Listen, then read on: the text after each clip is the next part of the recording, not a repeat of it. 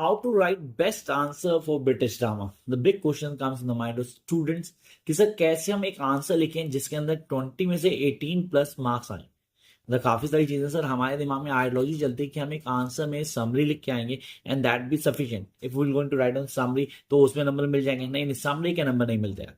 तो what you guys need to do, you need to start your question with a basic flow. Sir, start your question with a basic flow. What do you mean by this? जो question पूछा गया answer वहां से शुरू करना है। You need not to start from anywhere कि कहीं से भी आंसर शुरू कर दो, नहीं, आपको आंसर शुरू करना है वहां से जो कि क्वेश्चन पूछा गया।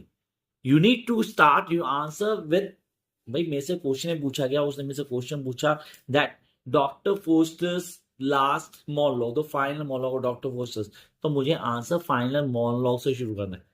मुझे बाकी चीजें ऐड ऑन नहीं करनी पहले कि राइटर कौन है, उसके राइटर ने क्या क्रिस्टोफर मॉर्लो के बारे में फाइन कर दूंगा। No, is not necessary. You need to start your answer with the final monologue of Doctor Faustus. उसके बाद आप एक बेस क्रिएट करोगे, फिर आप डेफिनेटली आप राइटर के बारे में बताओगे, आप कॉन्सेप्ट को क्लियर करोगे and then last and finally you need to give a length to your answer. आपने अपने आंसर को लेंथ भी देनी है। तो अब आप समरी का concern part, I repeat, the concern part of summary आप उस आंसर में ऐड करोगे। When you add the concern part in a summary, you're going to get the lots of things from the examiner. उसको लगेगा हाँ इस बच्चे ने पूरा आंसर परफेक्शन में दिए। And please do follow ABC: accuracy, balance and consistency.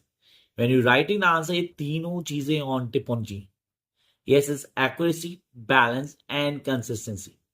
तीनों को समझना, तीनों पे काम करना and you be able to get max marks. Wish you all the best guys.